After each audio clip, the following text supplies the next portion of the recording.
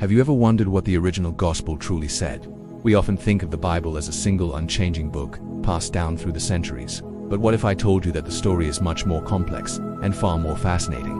The versions we read today might be quite different from the earliest texts. Why were these changes made? And what truths might have been lost or hidden along the way? Stick with me, because once you understand the history, you'll see everything in a new light.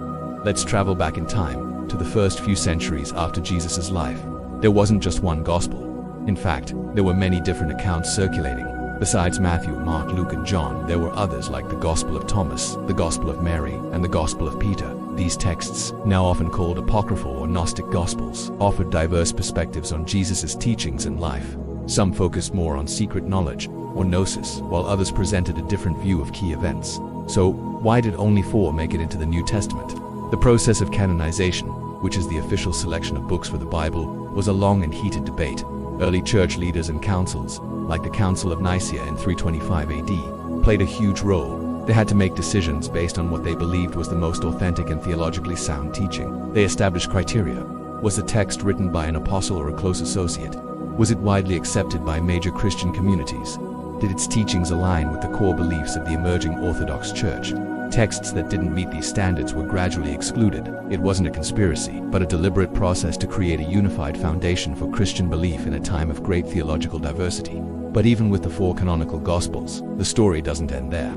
Before the printing press was invented in the 15th century, every single copy of the Bible had to be written by hand. Scribes, who were human after all, would spend countless hours meticulously copying texts, and humans make mistakes. Sometimes a scribe might accidentally skip a line or misread a word. These unintentional errors, called scribal errors, could then be copied by the next scribe, and the next, creating different manuscript traditions over time. Beyond accidental changes, there were also intentional ones. A scribe might correct a passage that seemed theologically confusing or didn't align with the doctrine of their time. For example, they might add a phrase to emphasize Jesus' divinity or clarify a difficult teaching. Think of it like a well-meaning editor trying to improve the text for their readers. These weren't necessarily done with malicious intent, but they did alter the original wording. Scholars today use a science called textual criticism to compare thousands of ancient manuscripts, trying to piece together what the earliest versions most likely said by tracing these changes back through history. So, what does this all mean for us today? Does it invalidate faith? Not at all. For many, it actually enriches it. Understanding this history reveals the very human story behind the divine text. It shows us that the Bible is a living document with a dynamic history.